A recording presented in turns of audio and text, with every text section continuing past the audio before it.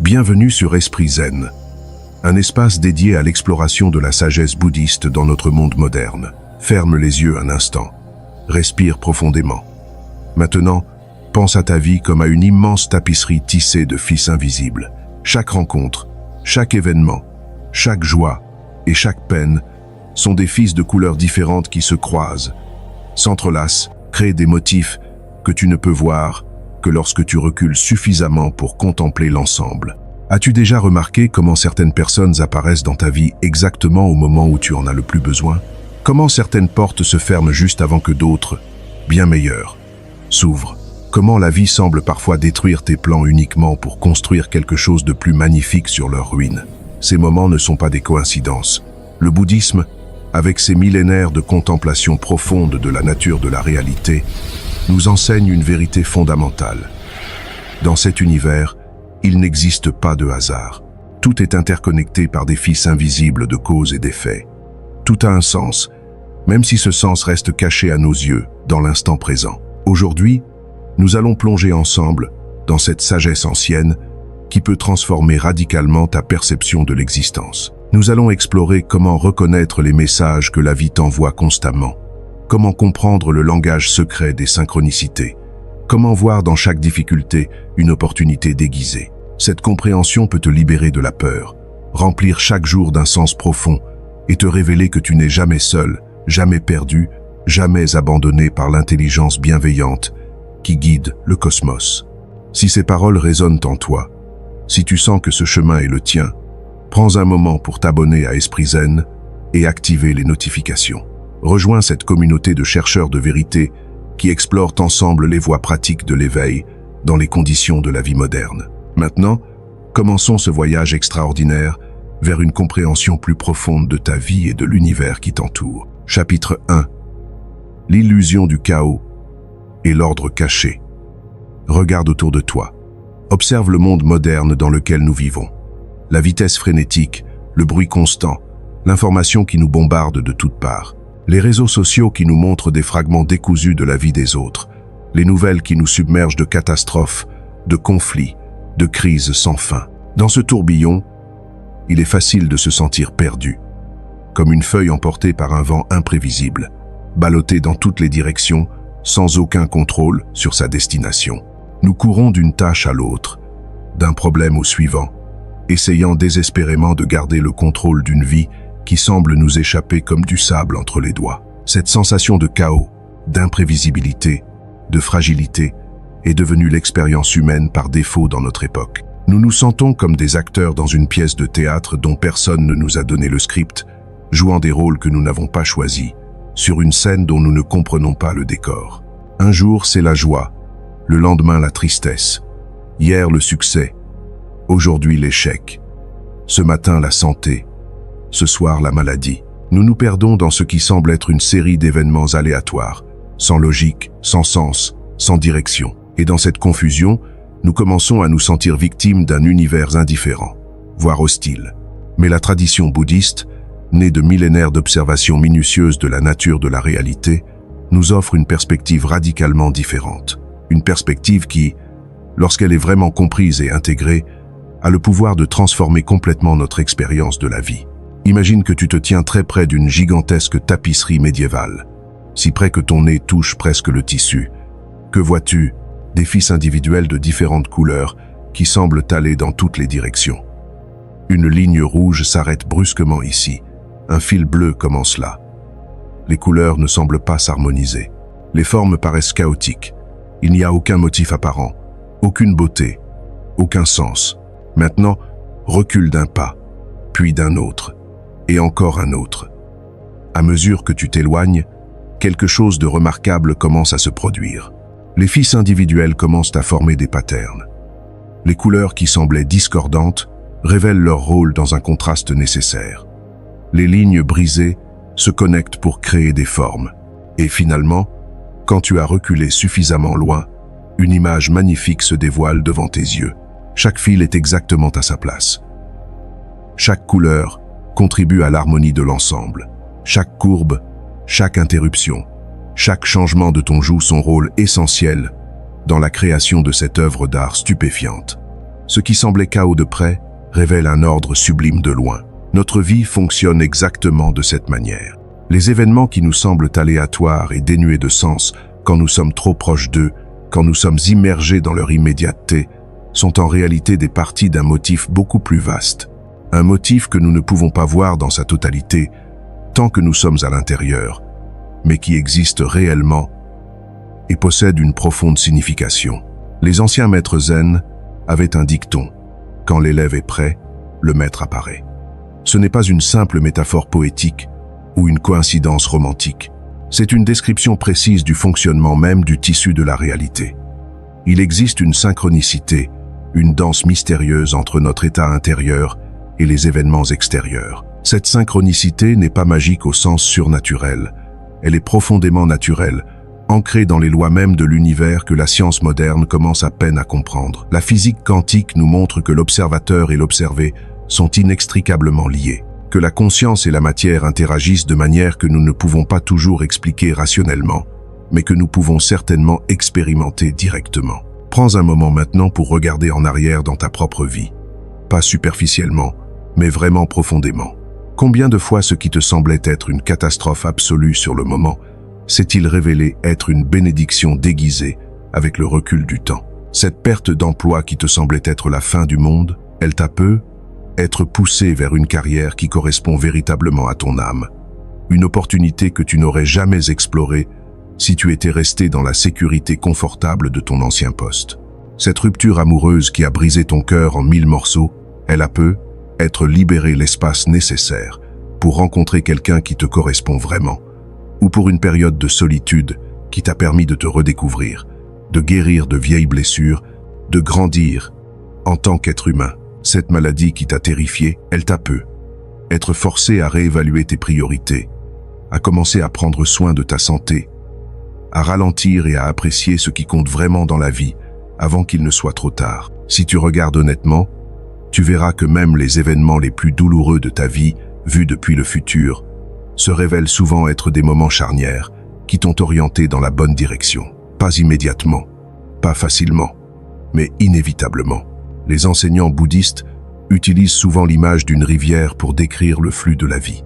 En observant une rivière depuis la berge, nous voyons l'eau couler, parfois doucement et paisiblement, parfois de manière tumultueuse et rapide. Elle contourne les rochers, crée des tourbillons, se divise en multiples ruisseaux qui se rejoignent ensuite. Pour un observateur qui ne comprend pas les lois de la physique, le mouvement de l'eau peut sembler chaotique et imprévisible. Mais en réalité, chaque goutte d'eau suit des lois naturelles précises, les lois de la gravité, de l'inertie, de la résistance. La rivière connaît son chemin vers l'océan, même si ce chemin inclut des milliers de virages, même si elle doit se frayer un passage à travers des rochers ou s'étendre largement sur une plaine. La rivière trouve toujours son chemin, non pas parce qu'elle planifie ou réfléchit, mais parce qu'elle suit les lois naturelles qui la guident. De même, ta vie coule vers sa destination, vers son océan d'éveil et de réalisation. Et ce que nous appelons obstacles, les pertes, les échecs, les déceptions, font en réalité partie du flux naturel. Ce sont les rochers qui façonnent le lit de la rivière et rendent son parcours unique et significatif. Dans la physique quantique, il existe un principe que les maîtres bouddhistes comprenaient intuitivement il y a des millénaires. Le principe d'interconnexion de tout ce qui existe. Au niveau subatomique, des particules séparées par de vastes distances peuvent s'influencer instantanément. Un changement dans une partie du système se reflète immédiatement dans l'ensemble du système. L'univers n'est pas une collection d'objets séparés et isolés, mais un tissu unique et interconnecté de l'existence. Et si cela est vrai au niveau des particules élémentaires, combien plus vrai cela doit-il être au niveau de nos vies, de nos relations, de nos événements? Chaque action crée des ondulations qui se propagent à travers ce tissu de réalité, affectant les événements et les personnes de manière que nous ne pouvons même pas imaginer. Quand tu commences à voir la vie à travers ce prisme d'interconnexion, le concept même de coïncidence perd son sens. Rien ne se produit de manière isolée.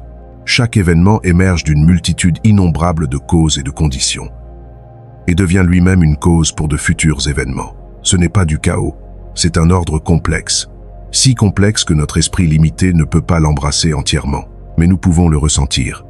Nous pouvons apprendre à lui faire confiance. Le Bouddha enseignait le principe de Pratitya Samutpada, la production conditionnée ou l'origine interdépendante. Rien n'existe de manière indépendante. Tout existe uniquement en relation avec tout le reste. Une fleur ne peut pas exister sans la terre, l'eau, le soleil, les graines des générations passées, l'évolution de millions d'années. Elle est, en essence, un nœud dans le réseau infini de la causalité. Tu es également un tel nœud. Ton existence est le résultat de milliards de causes, les actions de tes ancêtres, les événements historiques qui ont façonné le monde dans lequel tu es né, les décisions de personnes que tu n'as jamais rencontrées. Et tu es toi-même une cause pour d'innombrables effets futurs, dont beaucoup se manifesteront longtemps après ta mort. Cette compréhension devrait être à la fois humiliante et libératrice. Humiliante parce qu'elle révèle l'illusion de notre séparation et de notre indépendance.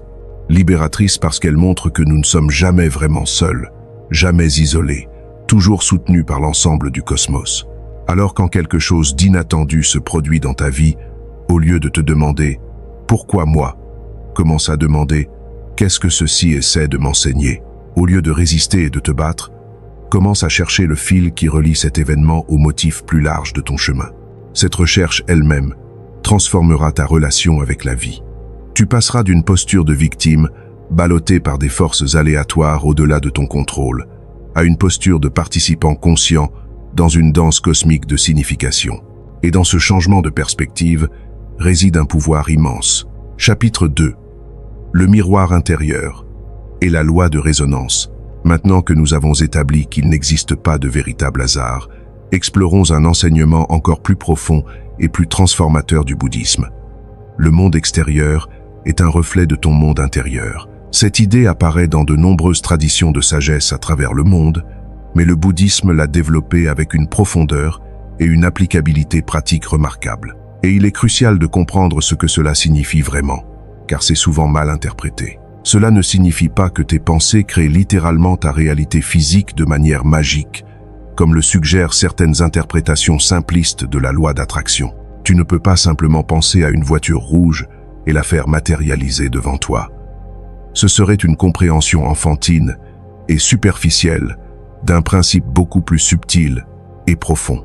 Ce que cela signifie, c'est que ta perception de la réalité est inévitablement colorée par les lentilles de ta conscience, tes croyances, tes peurs, tes désirs, tes expériences passées, tes blessures non guéries, tes patterns inconscients. Deux personnes peuvent vivre exactement la même situation de manière complètement différente, parce qu'elles l'aperçoivent à travers des filtres internes différents. Imagine deux personnes marchant dans un parc par une journée pluvieuse. La première, qui se trouve dans un état de dépression et de désespoir, voit la pluie comme une confirmation supplémentaire que le monde est gris et sans joie. Elle remarque la boue, ressent le froid, s'irrite des vêtements mouillés. Toute son expérience est teintée de son état intérieur. La deuxième personne, qui se trouve dans un état de paix et de présence, perçoit exactement la même scène d'une manière totalement différente. Elle remarque comment les gouttes de pluie créent des motifs sur les flaques, comment l'air fraîchi et vivifiant, comment la nature s'anime sous l'humidité bienfaisante. Elle se sent partie intégrante du cycle naturel de la vie. Même pluie, deux expériences complètement différentes. C'est un exemple simple, mais il illustre un principe profond. Notre état intérieur détermine la qualité de notre expérience de vie. Et ce n'est pas seulement une question de pensée positive ou négative. C'est une question de conscience, de présence, de clarté de perception. La pratique bouddhiste de la connaissance de soi, connue sous le nom de vipassana ou vision pénétrante, nous enseigne à examiner ces lentilles internes. Quand quelqu'un te met en colère, qu'est-ce qui, exactement en toi, répond à cette irritation? Quel bouton a été pressé? Pourquoi une personne peut dire quelque chose et tu restes calme, alors qu'une autre dit exactement la même chose et tu exploses? C'est parce que la deuxième personne résonne d'une certaine manière, avec une partie non intégrée de ta psyché, une peur, un traumatisme, un complexe, une émotion refoulée. Elle ne crée pas ta réaction. Elle révèle simplement ce qui était déjà en toi. Elle devient un miroir qui te montre ce que tu ne voulais pas voir en toi-même. Et c'est là que réside un cadeau immense, même si sur le moment cela peut sembler une malédiction. Chaque personne qui te fait perdre ton équilibre, chaque situation qui provoque une forte réaction émotionnelle, te pointe vers une zone à l'intérieur de toi où tu n'es pas encore libre, où tu te cramponnes encore à quelque chose, où tu n'as pas encore guéri. Le grand maître Zen Huineng, le 6e patriarche du Zen, disait « Quand une pensée surgit, examine sa nature. Quand la nature est connue, la pensée se dissout d'elle-même. » C'est la clé de la transformation intérieure. Nous ne combattons pas les pensées, nous ne réprimons pas les émotions, nous n'essayons pas de nous forcer à ressentir quelque chose d'autre. Nous observons simplement avec conscience et curiosité. D'où vient cette colère? Si tu la traces jusqu'à sa racine, que trouves-tu? Peut être une peur de ne pas être reconnu. Peut être une vieille blessure d'un parent qui ne t'a jamais approuvé. Peut être une croyance que tu n'es pas digne d'amour. Et donc toute critique semble confirmer cette croyance. Quand tu vois la racine de la réaction elle-même commence à perdre son pouvoir. Tu réalises, ce n'est pas à propos de lui. C'est à propos de ma vieille blessure qui fait encore mal. Et dans cette compréhension, naît la possibilité de guérison. La psychologie bouddhiste parle des sankharas, des impressions profondes dans la conscience créées par l'expérience passée. Ces impressions forment nos réactions automatiques, nos patterns de comportement, notre façon de voir le monde. Et tant que nous ne prenons pas conscience de ces sankharas, nous restons leurs prisonniers, répétant les mêmes réactions encore et encore. Imagine que ta vie est un écran sur lequel un film est projeté. La plupart des gens essaient de changer l'image sur l'écran, sans comprendre qu'ils doivent travailler avec le projecteur, la conscience qui crée la projection. Ils changent de travail, espérant que le nouveau travail les rendra heureux. Ils changent de partenaire, pensant que la nouvelle personne résoudra leurs problèmes. Ils déménagent dans une nouvelle ville, croyant que le nouvel endroit changera leur vie. Et parfois, cela aide effectivement, pendant un certain temps. Mais si le projecteur interne n'a pas changé, les anciens patterns resurgiront bientôt, juste dans un nouveau décor. Tu découvriras que dans le nouveau travail, les mêmes conflits émergent. Que le nouveau partenaire commence à t'irriter avec les mêmes choses. Que dans la nouvelle ville, tu ressens le même vide. Cela ne signifie pas que tu ne devrais jamais changer les circonstances externes. Parfois, changer de travail, de partenaire ou de lieu est vraiment nécessaire. Mais la vraie transformation profonde se produit quand nous travaillons avec le monde intérieur. Quand nous nettoyons la lentille de perception de la poussière des ressentiments, des peurs, des fausses croyances et des patterns déformés, il y a une belle analogie avec un lac. Quand un lac est couvert de vagues causées par le vent, il ne peut pas refléter clairement le monde qui l'entoure. Tout est déformé par le mouvement de l'eau. Mais quand le lac devient absolument calme, il devient un miroir parfait, reflétant le ciel, les nuages, les arbres, avec une clarté cristalline. De même, avec notre conscience, quand elle est agitée par les émotions, remplie de pensées inquiètes, chargée du passé, elle ne peut pas percevoir clairement la réalité. Tout est déformé à travers le prisme de notre turbulence intérieure. Mais quand nous pratiquons la méditation, la pleine conscience, l'investigation intérieure, la conscience commence à se calmer. Et dans ce calme, nous commençons à voir les choses telles qu'elles sont réellement, et non telles qu'elles nous apparaissent à travers les filtres de nos projections. Cela ne signifie pas ignorer les problèmes ou prétendre que tout va bien quand ce n'est pas le cas. Cela signifie regarder plus profondément, avec honnêteté et courage. Quand une situation difficile entre dans ta vie, au lieu d'une réaction automatique de blâme ou de défense, essaye de te demander quelle partie de moi cela active-t-elle. Qu'est-ce que cela essaye de me montrer sur mes attachements, sur mes peurs, sur mes illusions? À quoi cette situation m'invite-t-elle à apprendre? Ces questions transforment chaque difficulté en opportunité de croissance. Et souvent, tu découvriras que les situations les plus douloureuses s'avèrent être les enseignants les plus précieux parce qu'elles exposent ces couches de la psyché que nous cachions soigneusement même à nous-mêmes. La personne qui te critique constamment peut pointer vers ton besoin d'approbation, qui te rend dépendant de l'opinion des autres. La situation qui provoque une forte anxiété peut montrer où tu essaies de contrôler l'incontrôlable.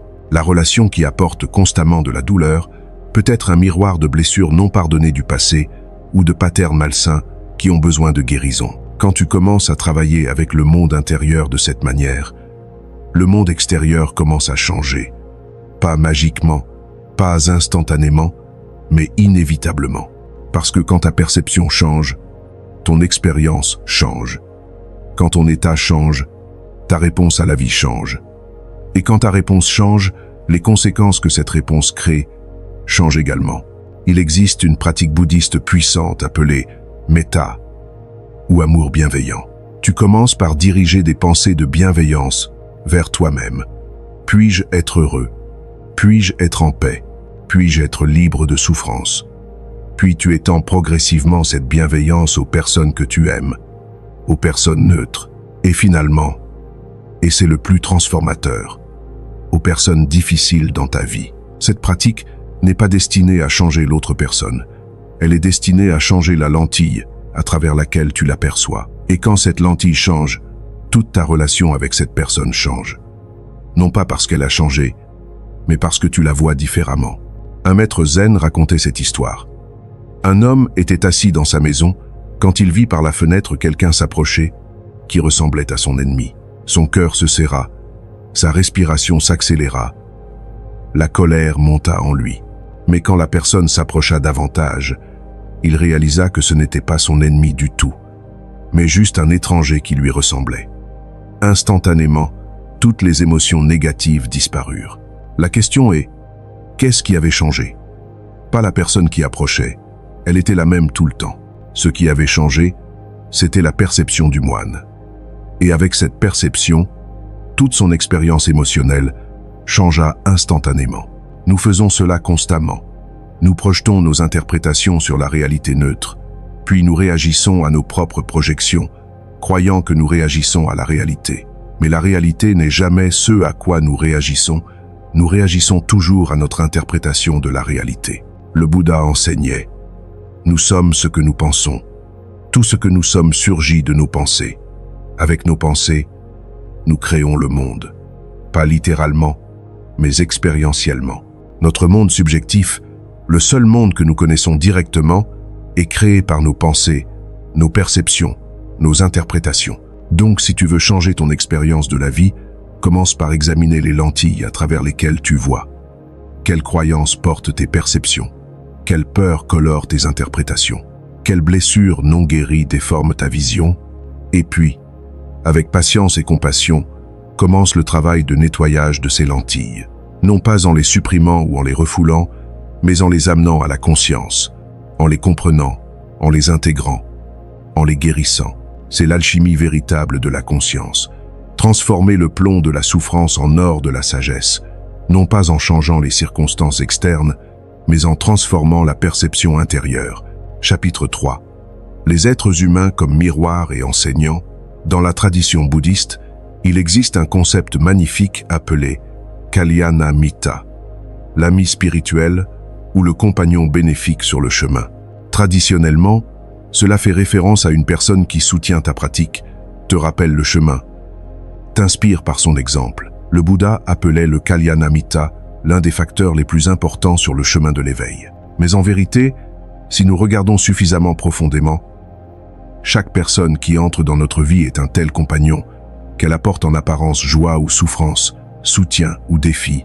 Chacun joue son rôle dans notre voyage vers l'éveil. Les personnes que nous aimons, qui nous soutiennent, qui croient en nous, nous enseignent l'ouverture, la confiance, la capacité de recevoir l'amour. Elles nous montrent que nous sommes dignes d'attention et de soins. Elles reflètent vers nous notre propre beauté et potentiel, que nous ne pouvons parfois pas voir nous-mêmes. Ce sont des enseignants précieux, et nous devrions être profondément reconnaissants pour leur présence dans nos vies. Mais souvent, ce sont précisément les personnes qui nous irritent, qui nous font mal, qui nous défient, qui deviennent nos plus grands enseignants. Ce sont elles qui nous montrent nos côtés d'ombre, nos conflits non résolus, nos peurs cachées et nos zones de non-guérison. Pense aux personnes dans ta vie qui t'ont vraiment aidé à grandir.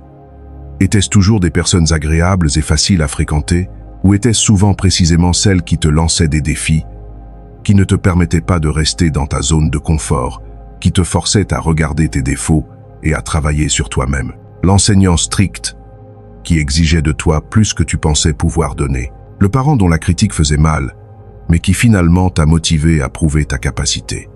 le partenaire qui reflétait tes patterns non guéris si clairement que tu ne pouvais plus les ignorer, le collègue dont l'honnêteté était désagréable mais nécessaire. Chaque personne dans ta vie n'est pas apparue par hasard. Cela ne signifie pas croire au destin prédéterminé. Cela signifie reconnaître que, dans le réseau complexe d'interconnexion qui constitue notre réalité, chaque rencontre a le potentiel d'enseignement et de croissance. Celui qui te soutient renforce ta foi dans le bien et ta capacité d'aimer et d'être aimé. Celui qui t'a trahi enseigne le pardon, le discernement, l'établissement de limites et la libération de la naïveté. Celui qui t'ignore aide à développer l'autosuffisance et la compréhension que ta valeur ne dépend pas de l'attention d'autrui. Celui qui te critique offre l'opportunité de ne pas dépendre de l'opinion des autres et de trouver ta propre approbation intérieure. Même les rencontres les plus fugaces peuvent porter un sens profond. Le sourire d'un étranger dans la rue un jour difficile peut être ce petit signe de soutien dont ton âme avait besoin pour continuer. Une conversation fortuite dans une file d'attente peut contenir exactement les mots sur lesquels tu réfléchissais, exactement le conseil dont tu avais besoin. Le regard d'un enfant peut te rappeler l'innocence et l'émerveillement de la vie que tu avais oublié dans l'agitation des préoccupations adultes. Les bouddhistes appellent cette synchronicité upaya, les moyens habiles par lesquels l'univers, ou plus précisément, le réseau interconnecté de toute existence, nous guide vers l'éveil. Ce n'est pas un univers anthropomorphe qui planifie consciemment notre chemin. C'est la tendance naturelle de la réalité vers l'harmonie, vers la guérison, vers l'évolution de la conscience. La pratique consiste à apprendre à voir l'enseignant en chacun. Cela ne signifie pas que tu dois aimer tout le monde ou communiquer avec tout le monde. Établir des limites saines est également une partie importante de la pratique spirituelle. Tu n'es pas obligé de rester dans des relations toxiques ou de tolérer des abus au nom de la croissance spirituelle. Mais tu peux reconnaître que même la personne toxique dont tu dois t'éloigner a été une enseignante. Elle t'a montré l'importance des limites, la valeur de ton bien-être, la nécessité du discernement. Tu peux t'éloigner d'elle avec gratitude pour la leçon, plutôt qu'avec amertume et ressentiment. Quand quelqu'un te fait perdre ton équilibre, essaye cette pratique. Au lieu de le blâmer immédiatement ou de te défendre, fais une pause, respire. Sens l'émotion qui monte en toi. Ne la supprime pas, mais ne te perds pas dedans non plus. Observe-la simplement avec curiosité. Puis demande-toi, qu'est-ce qui en moi répond à cela? Quelle partie de moi se sent menacée ou blessée? Est-ce que cela me rappelle quelque chose du passé? Quelle partie de moi puis-je guérir grâce à cette rencontre? Ces questions déplacent le focus de l'externe vers l'interne, du blâme vers la responsabilité, de la réactivité vers la conscience. Et dans ce changement de perspective, naît la possibilité d'une véritable transformation. Il y a une vieille histoire zen sur un moine qui a médité pendant des années dans une grotte dans les montagnes, cherchant à acquérir patience et imperturbabilité. Il s'imaginait avoir atteint de hauts états de conscience, être devenu un être éveillé, insensible aux irritations mondaines. Quand il descendit finalement au village, se considérant comme un maître de patience, la première personne qu'il rencontra, un marchand grossier sur le marché, le fit sortir de ses gonds avec une remarque brusque. Le moine explosa de colère, puis, réalisant ce qui s'était passé, comprit une vérité profonde. Des années de méditation dans la solitude ne l'avaient pas rendu patient. Elles l'avaient simplement privé de l'opportunité de tester sa patience. Ce sont les gens, c'est la vie parmi les autres, avec ses conflits et ses défis, qui devient la vraie pratique.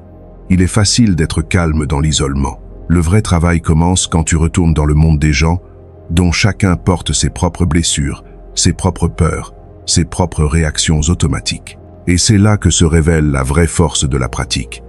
Non pas dans la capacité d'éviter les personnes ou les situations difficiles, mais dans la capacité de les rencontrer avec conscience, compassion et sagesse. Voir en chaque personne, aussi difficile soit-elle, un être souffrant qui, comme toi, cherche le bonheur et veut éviter la douleur, qui agit à partir de ses traumatismes non intégrés, de ses patterns déformés, de ses peurs profondes. Cela ne justifie pas un comportement inapproprié, mais cela fournit un contexte qui te permet de répondre avec sagesse au lieu de réactivité, avec compassion au lieu de jugement, avec clarté au lieu de confusion. Le Dalai Lama a un enseignement magnifique sur ce sujet. Il dit que nos ennemis sont nos meilleurs enseignants spirituels. parce qu'il teste notre patience, notre compassion, notre équanimité d'une manière que nos amis ne peuvent jamais faire. C'est facile d'être compatissant envers ceux que nous aimons.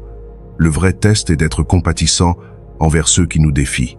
Il raconte comment, pendant les années où il était emprisonné par les Chinois, ses geôliers, qui le torturaient et l'humiliaient, étaient ses plus grands enseignants.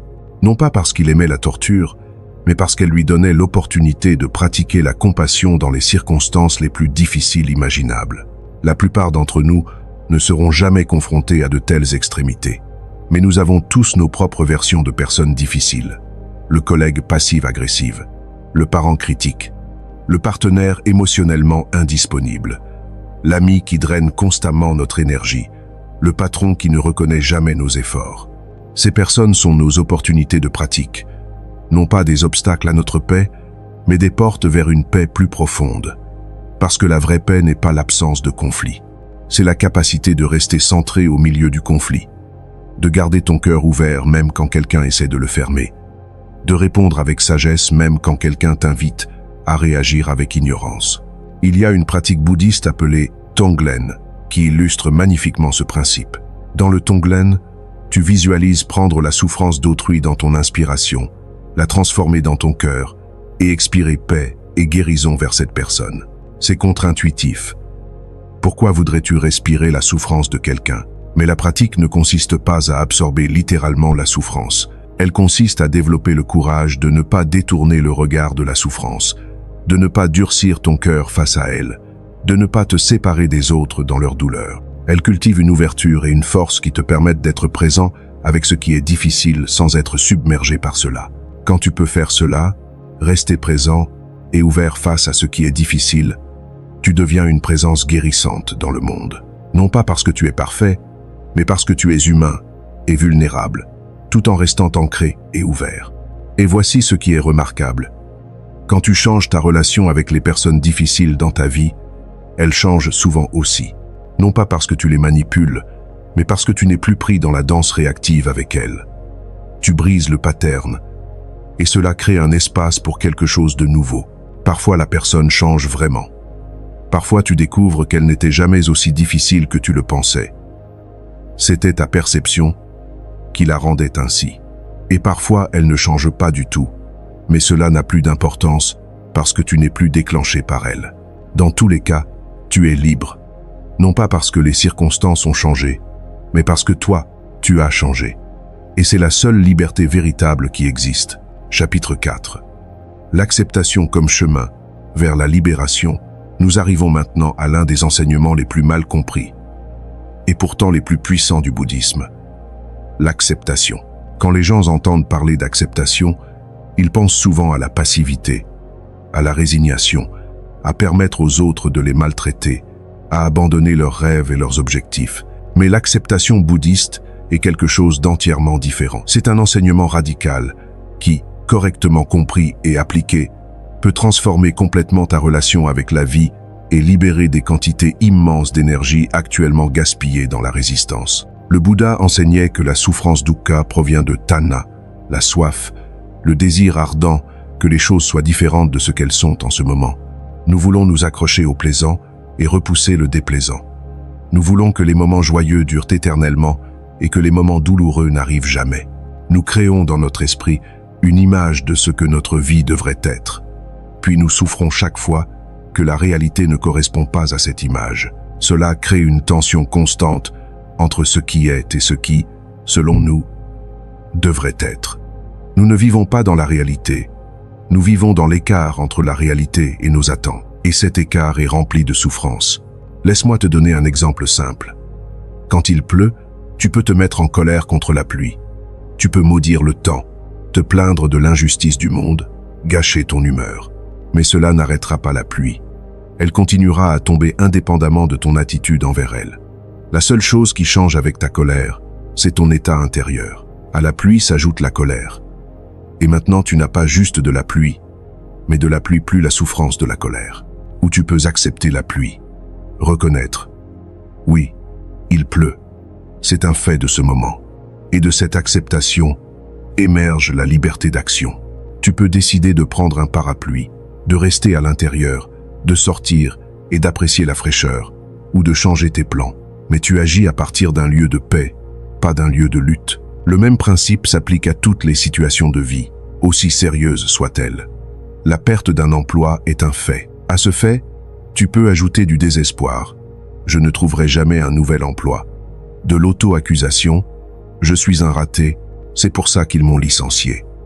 De la colère contre le monde, la vie est injuste, tout le monde est contre moi. Et alors tu auras non seulement la perte d'emploi, mais tout un enchevêtrement de souffrances qui te paralyse et rend l'action constructive impossible. Ou tu peux commencer par l'acceptation du fait. J'ai perdu mon emploi. C'est arrivé, c'est la réalité de ce moment. De cette acceptation, de cet arrêt de la guerre intérieure avec la réalité, une énorme quantité d'énergie se libère. L'énergie qui allait auparavant dans la résistance, la colère, l'apitoiement sur soi, devient maintenant disponible pour l'action constructive. À partir d'un lieu d'acceptation, tu peux demander « Que puis-je faire maintenant ?» Quelles opportunités cela ouvre-t-il? Peut être que c'était un signe que je devais avancer? Peut être que c'est une impulsion pour essayer quelque chose de nouveau? Quelles ressources ai-je? Qui peut m'aider? Quelle est la prochaine étape que je peux prendre? Ce n'est pas de la pensée positive dans le sens de nier la difficulté de la situation. C'est de la sagesse pratique qui reconnaît la réalité et travaille avec elle, pas contre elle. Une des pratiques bouddhistes les plus puissantes est la méditation d'acceptation. Tu peux la pratiquer maintenant. Assieds-toi confortablement. Ferme les yeux ou baisse le regard. Prends quelques respirations profondes et conscientes. Maintenant, pense à une situation dans ta vie avec laquelle tu luttes, que tu résistes. Peut être quelque chose dans tes circonstances, dans tes relations, dans ton corps. Sans ou dans le corps vit cette résistance. Peut être une tension dans la poitrine, une contraction dans la gorge, une lourdeur dans l'abdomen. Respire dans cet endroit, et avec chaque expiration, dis-toi doucement. En ce moment, tout est exactement comme c'est. J'accepte cette réalité. Je ne lutte pas contre ce qui est.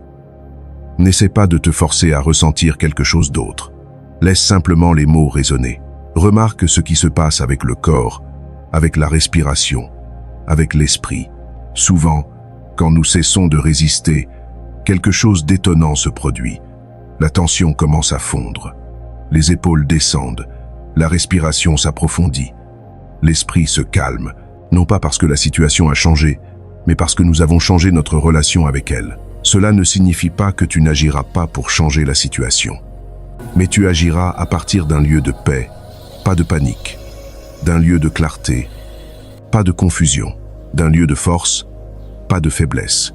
Les actions nées de l'acceptation sont généralement plus efficaces et moins destructrices que les actions nées du désespoir et de la résistance. Quand tu es en paix avec la réalité, tu peux la voir plus clairement. Tu peux évaluer la situation plus objectivement. Tu peux prendre des décisions plus sages. Et paradoxalement, quand nous cessons de résister à ce qui est, c'est souvent précisément alors que le changement devient possible. Parce que la résistance fige la situation. Elle crée une rigidité qui empêche le flux naturel et la transformation. L'acceptation crée un espace dans lequel le changement peut se produire naturellement. Les maîtres zen utilisent l'image du poing et de la paume ouverte. Quand tu serres le poing autour de quelque chose, essayant de t'y accrocher ou de le repousser, ta main est tendue, fermée, limitée. Mais quand tu ouvres la paume, elle est détendue, ouverte, libre. Elle peut recevoir ce qui vient et laisser partir ce qui s'en va. L'acceptation est l'ouverture de la paume. C'est l'arrêt de la lutte intérieure qui épuise notre énergie et déforme notre perception. C'est la confiance que nous pouvons gérer ce qui est, même si ce n'est pas ce que nous voulions. Il y a un enseignement bouddhiste magnifique appelé les 3 marques de l'existence: impermanence, anicca, souffrance ou insatisfaction, dukkha, et non soi, anatta. L'acceptation nous aide à nous aligner avec la première marque, l'impermanence. Tout change. Absolument tout. Ton corps change à chaque instant. Tes pensées et émotions sont en flux constant. Tes circonstances se transforment continuellement. Les personnes dans ta vie vont et viennent. Même le monde physique autour de toi est dans un processus perpétuel de transformation. La plupart de notre souffrance vient de notre résistance à cette vérité fondamentale. Nous voulons que les choses restent stables, prévisibles, contrôlables. Nous voulons figer les moments agréables et empêcher les moments désagréables d'arriver. Mais la vie ne fonctionne pas ainsi. La vie est flux, changement, transformation perpétuelle. Quand tu acceptes vraiment l'impermanence, non pas intellectuellement mais dans ta chair et dans tes os, quelque chose de merveilleux se produit. Tu cesses d'essayer de contrôler l'incontrôlable. Tu cesses de gaspiller de l'énergie à essayer de faire durer ce qui est naturellement passager. Tu commences à apprécier chaque moment pour ce qu'il est, sachant qu'il ne reviendra jamais. Cette fleur magnifique devant toi, elle se fanera dans quelques jours. Cela te rend-il triste ou cela rend-il sa beauté encore plus précieuse? Cette conversation avec un être cher, elle prendra fin.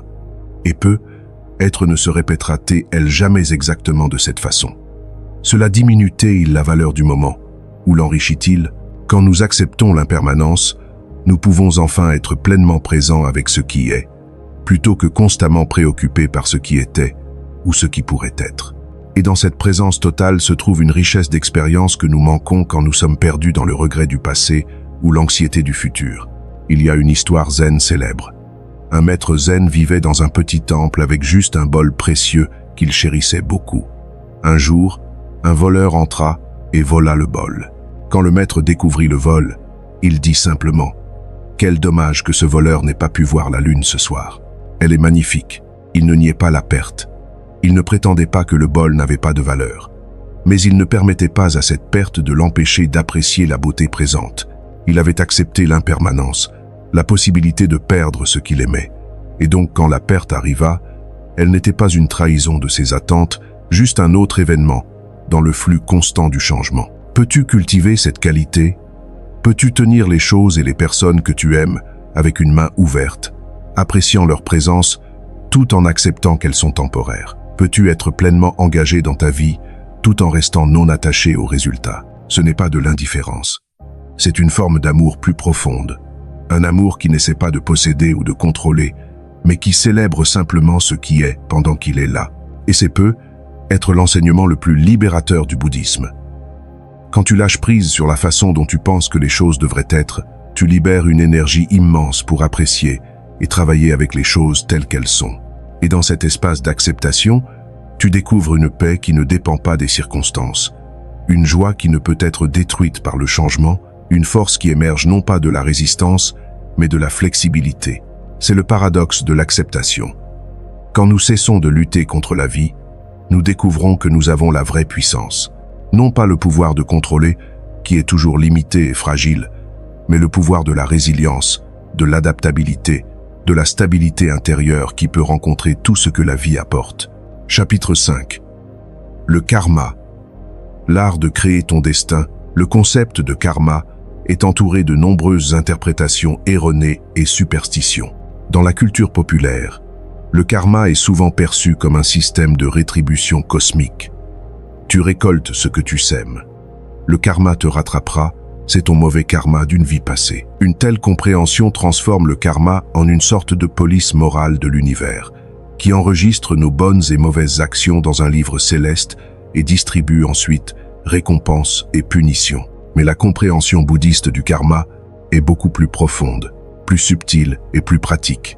Et surtout, elle te donne un réel pouvoir sur ta vie. Karma se traduit littéralement du sanskrit par « action ». C'est la loi de cause à effet, fonctionnant non pas comme une morale ou une justice au sens humain, mais comme un processus naturel, semblable à la gravité ou à l'inertie. Chaque action crée certaines conséquences. Chaque parole résonne en écho dans le tissu de la réalité. Chaque pensée forme des patterns dans notre conscience et notre propension aux actions futures. Le Bouddha utilisait l'image des graines. Si tu plantes une graine de mangue, il en poussera une mangue, pas une pomme. Ce n'est pas une récompense ou une punition, c'est simplement la nature des graines. De même avec nos actions, paroles et pensées. Elles sont des graines que nous plantons dans le champ de la conscience et de la réalité, et ces graines germeront en leur temps. Quand nous agissons par colère, crions sur quelqu'un, vengeons-nous, causons intentionnellement de la douleur, nous semons des graines de colère. Ces graines germeront de plusieurs façons. Premièrement, notre action affecte l'autre personne, qui répondra probablement par la colère, créant un cycle de conflit. Deuxièmement, nous renforçons en nous le pattern de colère, rendant plus probable que nous réagissions à nouveau par colère à l'avenir. Troisièmement, la colère crée une tension dans le corps, des processus chimiques toxiques qui affectent notre santé. Quatrièmement, nous créons une réputation de personnes colériques, ce qui influence la façon dont les gens nous traitent. D'autre part, quand nous agissons par amour, bonté, compassion, nous semons des graines de ces qualités. Notre action bienveillante touche les autres positivement. Nous renforçons en nous la capacité de bonté. Nous créons dans le corps un état d'harmonie et de santé. Nous attirons vers nous des personnes et des situations qui résonnent avec cette énergie. Mais voici quelque chose de très subtil et souvent manqué. Le karma fonctionne non seulement, et pas tant à travers les événements externes, qu'à travers la formation de notre caractère, de nos tendances, de notre façon de percevoir le monde. Une personne qui critique constamment les autres forme en elle un esprit critique et jugeant. Cet esprit verra alors des défauts et de la négativité partout, même là où ils n'existent pas ou sont minimes. Il se focalisera automatiquement sur le mauvais, manquant le bon. Son expérience de la vie sera colorée par ce filtre critique, et le monde lui semblera plus sombre et hostile qu'il ne l'est réellement. Ce n'est pas parce que l'univers le punit pour sa critique, c'est parce qu'il a lui-même créé la lentille intérieure à travers laquelle il voit le monde. C'est son karma, non pas une punition externe, mais une conséquence interne de ses propres patterns. D'autre part, une personne qui cultive la gratitude et voit le bien forme en elle une réceptivité au positif. Son attention remarque automatiquement la beauté, la bonté, les opportunités. Non pas parce qu'il y a plus de bonnes choses dans sa vie, mais parce qu'elle est accordée pour les voir. Et en conséquence, son expérience de la vie est plus riche, plus joyeuse, plus complète. Cela te donne un pouvoir incroyable et simultanément une responsabilité incroyable. Tu n'es pas victime du destin, pas un pion dans le jeu de quelqu'un d'autre, pas impuissant face à des événements aléatoires. Tu es créateur de ta réalité à travers chaque choix, chaque action, chaque parole, chaque pensée. Bien sûr, tu es influencé par le karma passé, tes actions précédentes et leurs conséquences, ainsi que les actions d'autres personnes et leurs conséquences. Tu ne commences pas avec une ardoise vierge. Tu nais avec certaines tendances, dans certaines circonstances, sous l'influence de nombreux facteurs qui ont été établis avant ta naissance. Mais, et c'est critiquement important, à chaque instant tu as l'opportunité de planter une nouvelle graine. Le karma passé détermine la situation actuelle, mais le karma présent, tes choix et actions actuelles, déterminent l'avenir. Imagine que tu as hérité d'un jardin envahi par les mauvaises herbes. C'est ton karma passé. Tu n'as pas choisi cet état du jardin, tu l'as simplement reçu tel quel. Mais maintenant, dans le présent, tu as un choix. Continuer à ignorer le jardin, permettant aux mauvaises herbes de croître davantage, ou commencer patiemment, jour après jour, à le nettoyer, arracher les mauvaises herbes, planter des fleurs et des légumes, en prendre soin. Les changements ne se produiront pas instantanément. Les graines ont besoin de temps pour germer. Mais si tu continues à travailler consciemment et patiemment, un jour tu découvriras que le jardin s'est transformé. Pas magiquement, mais comme conséquence naturelle de tes efforts constants et dirigés. De même, avec notre vie, si tu as hérité d'une tendance à la colère, à l'anxiété, à la dépression, que ce soit par la génétique, un traumatisme d'enfance ou des patterns passés, c'est ton point de départ. Mais ce n'est pas ton point d'arrivée. Avec une pratique consciente, jour après jour, tu peux cultiver les qualités opposées. Le calme au lieu de la colère, la confiance au lieu de l'anxiété, la joie au lieu de la dépression. Les enseignants bouddhistes disent « Si tu veux connaître ton passé, regarde ton présent. C'est le résultat des actions passées. Si tu veux connaître ton futur, regarde tes actions présentes. Elles créent le futur. Ce n'est pas du fatalisme. C'est la reconnaissance de la responsabilité et simultanément la reconnaissance de la possibilité. Oui, ton état actuel est partiellement déterminé par le passé, mais ton état futur est déterminé par ce que tu fais maintenant. Et maintenant est le seul moment où tu peux réellement agir. C'est pourquoi la pratique bouddhiste se concentre tellement sur le moment présent, sur la pleine conscience ici et maintenant. Parce que c'est ici, c'est maintenant que tu sèmes les graines de ton futur. Chaque pensée, chaque parole, chaque action en ce moment est une graine. Et quand tu commences à voir cela clairement, chaque moment devient précieux. Chaque interaction devient une opportunité de planter des graines de sagesse, d'amour, de clarté. Chaque défi devient une opportunité de choisir différemment qu'auparavant, créant un nouveau karma au lieu de répéter les vieux patterns. Cela ne signifie pas que tu peux changer tout instantanément. Les vieilles graines, plantées pendant des années ou même des vies, si tu acceptes le concept de réincarnation, germant encore, tu ne peux pas les arrêter. Mais tu peux changer la façon dont tu réponds à leurs fruits. Et tu peux commencer à planter de nouvelles graines dès maintenant. Avec le temps, avec une pratique constante, le champ de conscience se transforme. Les vieux patterns négatifs s'affaiblissent parce que tu ne les nourris plus. Les nouveaux patterns positifs se renforcent parce que tu les cultives consciemment. Et progressivement, ton expérience de la vie, ta personnalité, tes circonstances commencent à refléter cette transformation intérieure. Il y a une pratique bouddhiste puissante appelée Sila ou conduite éthique, qui est essentiellement un guide pratique pour créer un bon karma. Les 5 préceptes de base sont s'abstenir de tuer ou de nuire aux êtres vivants, s'abstenir de prendre ce qui n'est pas donné, s'abstenir de conduite sexuelle inappropriée, s'abstenir de paroles fausses ou blessantes, s'abstenir d'intoxicants qui obscurcissent l'esprit. Ces préceptes ne sont pas des commandements moraux imposés de l'extérieur. Ce sont des lignes directrices pratiques basées sur la compréhension du karma. Quand tu suis ces préceptes, tu crées naturellement un bon karma. Quand tu les violes, tu crées naturellement un mauvais karma. Mais au-delà de ces préceptes de base, la compréhension profonde du karma nous invite à examiner l'intention derrière chaque action. Le Bouddha enseignait que c'est l'intention, cetana, qui détermine principalement la qualité karmique d'une action. 2 personnes peuvent faire la même chose extérieurement, donner de l'argent à quelqu'un, par exemple. Mais si l'une le fait par compassion authentique et l'autre pour impressionner les témoins, les conséquences karmiques seront très différentes. Non pas parce qu'un dieu punit l'une et récompense l'autre, mais parce que les 2 actions renforcent des patterns internes différents. Celui qui donne par compassion cultive la compassion, rendant plus probable qu'il agisse avec compassion à l'avenir. Celui qui donne pour impressionner cultive la vanité et la dépendance à l'approbation externe, renforçant ces patterns. Donc, la pratique du karma conscient ne consiste pas seulement à faire de bonnes actions. Elle consiste à examiner et purifier nos intentions, à remarquer quand nous agissons par peur, par colère, par désir d'approbation, par attachement, et progressivement, à cultiver des intentions de plus en plus pures, amour, compassion, sagesse, générosité. Cela semble peu être exigeant.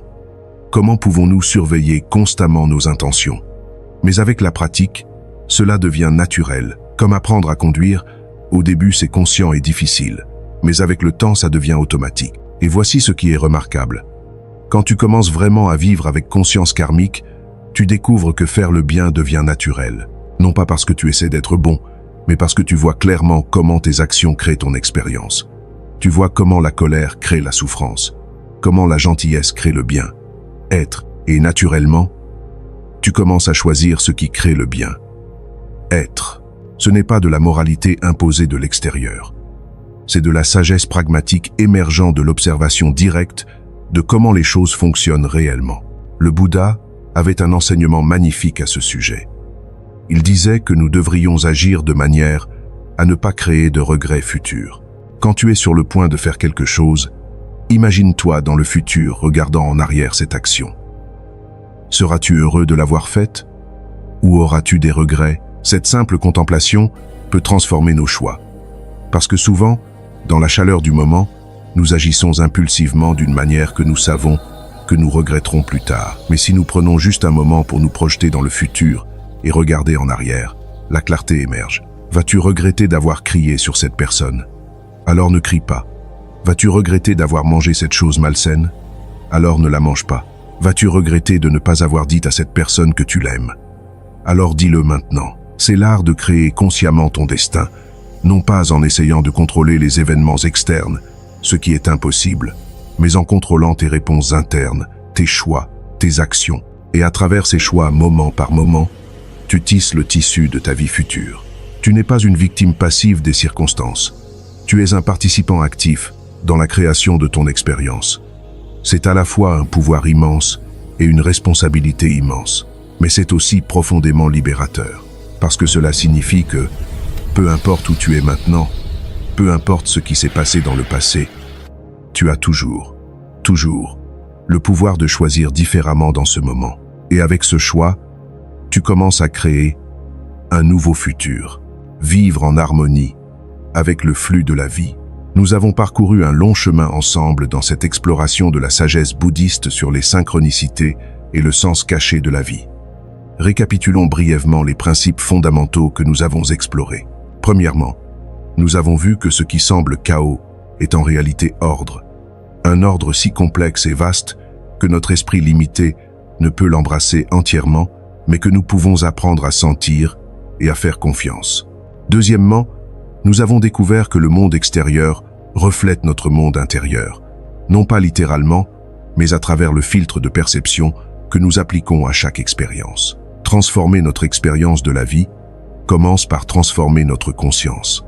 Troisièmement, nous avons appris que chaque personne dans notre vie est un enseignant, un miroir qui nous montre exactement ce que nous avons besoin de voir pour grandir. Même les personnes difficiles sont des cadeaux déguisés.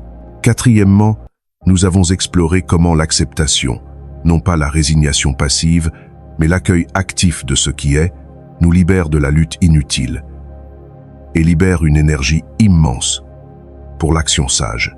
Cinquièmement, nous avons compris comment le karma fonctionne, non pas comme un système de récompense et punition, mais comme une loi naturelle de cause à effet, qui nous donne le pouvoir de créer consciemment notre futur à travers nos choix présents. Mais la vraie question maintenant est, comment intégrer cette sagesse dans ta vie quotidienne? Comment passer de la compréhension intellectuelle à l'expérience vécue? La réponse est, par la pratique. La sagesse bouddhiste n'est pas destinée à être admirée de loin comme une belle philosophie. Elle est destinée à être vécue, testée, intégrée dans chaque moment de ton existence. Commence petit. Tu n'as pas besoin de transformer toute ta vie du jour au lendemain. Choisis une pratique, une seule, de tout ce que nous avons exploré aujourd'hui, et engage-toi à l'appliquer pendant 30 jours. Peut-être que ce sera la pratique de l'acceptation, remarquant quand tu résistes à ce qui est, et consciemment choisissant de lâcher prise. Peut-être que ce sera la contemplation du karma, examinant tes intentions, avant d'agir et choisissant consciemment des actions qui créeront un bon karma. Peut-être que ce sera voir chaque personne comme un enseignant, demandant face à chaque interaction difficile, qu'est-ce que cela m'enseigne sur moi-même? Quelle que soit la pratique que tu choisis, engage-toi complètement, faisant une partie non négociable de ta journée. Tiens un journal si cela t'aide. Note ce que tu observes, les changements que tu remarques, les résistances qui émergent, les insights qui se révèlent, et sois patiente avec toi-même. La transformation authentique prend du temps. Tu as être porté certains patterns pendant des décennies. Ils ne disparaîtront pas en une semaine. Mais si tu persistes avec constance et compassion envers toi-même, tu verras des changements. Subtils au début, puis de plus en plus évidents. Tu commenceras à remarquer des synchronicités que tu ne voyais pas auparavant. Non pas parce qu'elles n'étaient pas là, mais parce que tu es maintenant suffisamment présent pour les percevoir. Tu commenceras à voir des patterns dans ta vie qui révèlent un sens plus profond. Tu commenceras à sentir une guidance subtile dans le flux des événements. Et progressivement, ta relation avec la vie se transformera. De la peur à la confiance, de la résistance à l'acceptation, de la réactivité à la réponse consciente, de la victime au créateur, de la séparation à l'interconnexion. Tu ne seras plus ballotté par les vents du changement, parce que tu auras trouvé ce centre immuable en toi qui reste stable peu importe ce qui se passe à l'extérieur. Tu ne seras plus terrifié par l'incertitude, parce que tu auras appris à danser avec l'inconnu. Tu ne seras plus écrasé par les difficultés, parce que tu auras appris à voir en elles des opportunités déguisées. C'est la promesse de cette sagesse ancienne. Non pas une vie sans défi, cela n'existe pas, mais une vie où tu rencontres chaque défi avec sagesse, courage et grâce, où tu vois chaque événement, qu'il soit apparemment bon ou mauvais, comme une partie du processus de ton éveil. Le Bouddha, dans ses dernières paroles à ses disciples, a dit « Travaillez à votre propre libération avec diligence. Il ne leur donnait pas un nouveau système de croyance à suivre aveuglément. Il les encourageait à tester ces enseignements par leur propre expérience, à pratiquer avec sincérité, à trouver la vérité par eux-mêmes. Je t'offre le même conseil. Ne crois rien de ce que j'ai dit aujourd'hui simplement parce que cela semble joli ou sage. Teste-le, applique-le. Vois par toi-même si ces principes se vérifient dans ta propre expérience. Sois ton propre laboratoire, ton propre scientifique de la conscience. Et si tu trouves de la valeur dans ces enseignements, partage-les. Non pas en prêchant ou en convertissant, mais simplement en vivant différemment. En étant un exemple de paix dans un monde agité, en montrant qu'il est possible de rester centré au milieu du chaos, en rayonnant la compassion même face à la difficulté. Ton éveil n'est pas seulement pour toi. Il bénéficie à tous ceux qui te rencontrent, parce que dans ce réseau interconnecté d'existence, chaque transformation individuelle envoie des ondulations à travers le tout. Chaque personne qui s'éveille rend l'éveil un peu plus facile pour tous les autres. Donc en pratiquant, en t'éveillant, en te transformant, tu n'es pas égoïste. Tu es au service du monde entier. C'est peu. Être le cadeau le plus précieux que tu puisses s'offrir.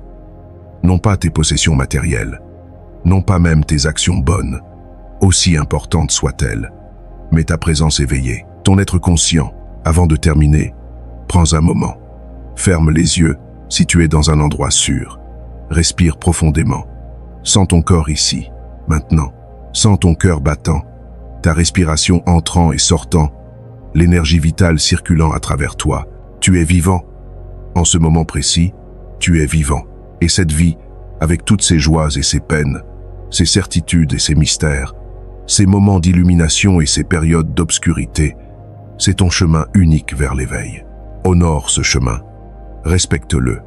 Embrasse chaque partie de lui, même les parties qui semblent être des détours ou des obstacles. Parce que comme nous l'avons vu aujourd'hui, dans cet univers, il n'y a pas de hasard. Il n'y a que le déploiement parfait de ce qui doit être, guidant doucement chacun de nous vers la maison, vers notre nature véritable, vers l'éveil qui est notre droit de naissance. Puisses-tu marcher ce chemin avec courage. Puisses-tu rencontrer chaque moment avec présence. Puisses-tu voir la beauté cachée même dans la difficulté. Puisses-tu réaliser que tu n'as jamais été seul, jamais été perdu, jamais été séparé de la vaste intelligence bienveillante qui tisse le cosmos. Si cette vidéo a touché ton cœur, si elle a éveillé quelque chose en toi, partage-la avec quelqu'un qui pourrait en avoir besoin. Abonne-toi à Esprit Zen pour continuer ce voyage de découverte ensemble. Laisse un commentaire partageant quelle synchronicité significative tu as expérimenté dans ta propre vie. Et surtout, rappelle-toi, tu es exactement où tu dois être. Chaque étape de ton chemin, chaque personne que tu rencontres, chaque événement qui se déploie, tout cela fait partie de la danse cosmique de ton éveil. Fais confiance au processus, fais confiance à la vie, et surtout, fais confiance à la sagesse profonde qui réside au cœur même de ton être. Jusqu'à notre prochaine rencontre, que la paix soit avec toi, que la sagesse t'illumine, et que tu reconnaisses le Bouddha en toi-même et en tous les êtres. Namaste. Merci d'avoir accompagné Esprit Zen dans cette exploration profonde. N'oublie pas de t'abonner et d'activer les notifications pour ne manquer aucune de nos futures explorations de la sagesse bouddhiste.